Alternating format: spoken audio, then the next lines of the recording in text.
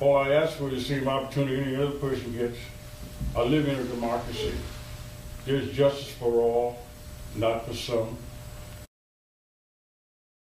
Life in America in the 1940s was characterized by segregation. The U.S. Supreme Court's 1896 decision in Plessy v. Ferguson was still the law of the land, separate but equal. The North was more integrated than the Jim Crow South, but not by much. Baseball, America's pastime, was no exception. Organized baseball in the early 1940s was rigidly segregated. White players played in Major League Baseball. Black players were relegated to the Negro Leagues. Both social and economic considerations contributed to the separation of white and black ball players. Many white owners, players, and fans felt that blacks were inferior, both as people and as athletes. One MLB executive, Branch Rickey of the Brooklyn Dodgers, is credited with changing the Jim Crow policies of baseball by famously signing Jackie Robinson to a contract that allowed Robinson to play for the Dodgers at the start of the 1947 season. But the stage was set for this celebrated event and for the subsequent full integration of baseball by a trio of baseball men with ties to Cleveland, Ohio. This trio was led by Bill Veeck, who sought to integrate baseball for good. Before Bill Veeck was even associated with the MLB, a young pitcher dominated the Negro Leagues from the mound. Leroy Robert Page, better known as Satchel Paige, started off his Negro League career in 1926 with the Chattanooga Black Lookouts. As a youngster, he earned both money and his nickname by carrying bags or satchels for passengers at a railroad station near his home in Mobile, Alabama. As Larry Tye writes in his book Satchel, thus was born the most celebrated sobriquet in sports. Black ball itself was very different from Major League ball. The Negro League baseball always played at a faster pace, more daring, more base stealing, more fancy throws to the etc. to throw someone out. Why would you throw somebody out straight and overhand if you can throw it behind your head, behind your back, through your leg? And Satchel Paige was the biggest attraction in the Negro Leagues. And he was a notorious trash talker. Right? Out of that African tradition, you trash talk. Oh, why are you bringing that bat up to the plate? It ain't nothing but wood. Paige is perhaps most famously known for his bravado antics during the game. Now, there were times when they'd be barnstorming, he would tell the outfield just to sit down or come on in. He's like, I'll strike out these guys. Page's antics drew crowds, while his skill made white owners, players, and fans question the idea that black players were inferior.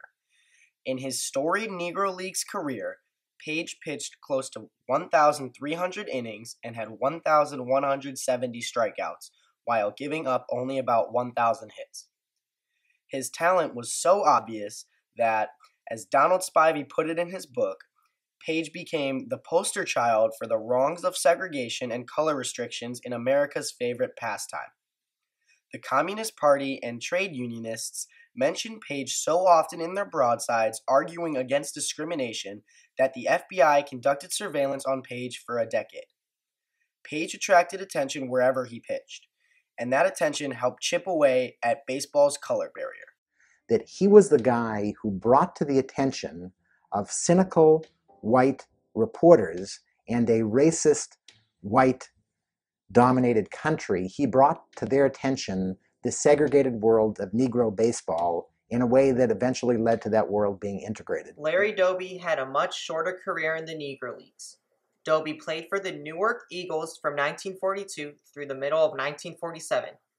Although he took time off to serve in World War II, Doby managed to hit .304 with 100 hits, 8 home runs, and 60 RBIs in 329 at-bats for the Eagles. In 1942, Bill Veeck tried to buy the Philadelphia Phillies, hoping to stock the Phillies with black players. As Donald Spivey said, Veeck was progressive far beyond the mainstream of organized baseball. But baseball wasn't quite ready in 1942, and its commissioner steered the Phillies sale to another buyer. And then in 1947, Veeck signed Larry Doby to the Indians, making Doby the first black player in the American League.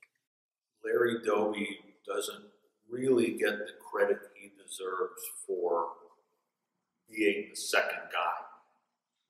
Being first is a big deal in America, American culture. And that's to take nothing away from Jackie Robinson. But everything Jackie Robinson had to go through, Larry Doby had to go through. But I think Larry had a little bit tougher of a time acclimating because, again, mid-season, teams fighting for a pennant, all of a sudden he appears. And people were wondering why he needed to do that. Veeck didn't stop with the Doby signing. In 1948, he signed the great Satchel Paige, making Paige the first black pitcher to pitch in the MLB. That year, Paige went 6-1 with an ERA of 2.48, one of the best in his career. Doby also had a tremendous 1948 season. He got 132 hits in 121 games. Doby had 23 doubles, 9 triples, 14 home runs, and 66 RBIs. His batting average was .301, one of the highest on the team. Do I think that Bill Veeck's decision to acquire Satchel Paige and Larry Doby was right at the time? Absolutely. The right move. I mean, he wanted to win, and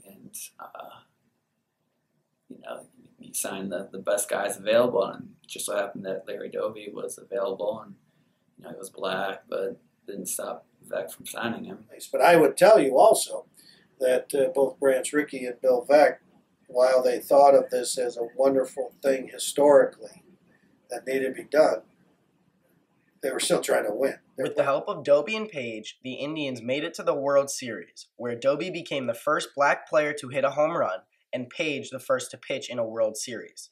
The Indians won the series in 6 games, beating the Boston Braves and weakening Jim Crow. Satchel Paige, Larry Doby, and Bill Veeck all affected the course of history. Paige's pitching mastery in the Negro Leagues helped people envision a black player succeeding in the MLB, thus paving the way for Jackie Robinson. With Veeck's help, Paige and Doby broke major league barriers. Their success on the field in 1948 changed the way people thought about races working together.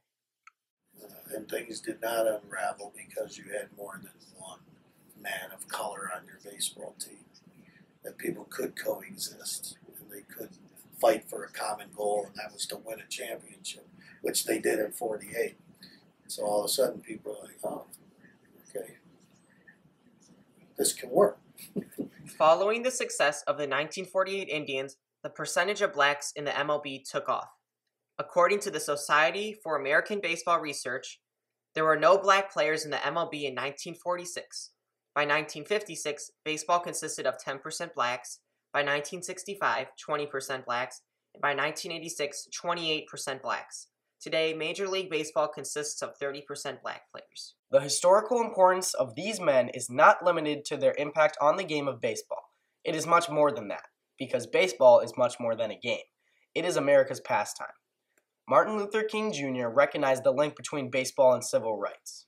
The man who was at the forefront of fighting for civil rights for everybody in this country, not just a select few, is the one who points back to the integration of baseball as being vitally important to the cause. For their achievements on the field, Paige and Doby were inducted into the MLB Hall of Fame. For what they meant to civil rights, both were inducted into the Ohio Civil Rights Commission's Hall of Fame. Paige and Doby are still remembered. After Doby's death in 2003, President George W. Bush said, "Larry Doby was a good and honorable man, and a tremendous athlete and manager. He had a profound influence on the game of baseball."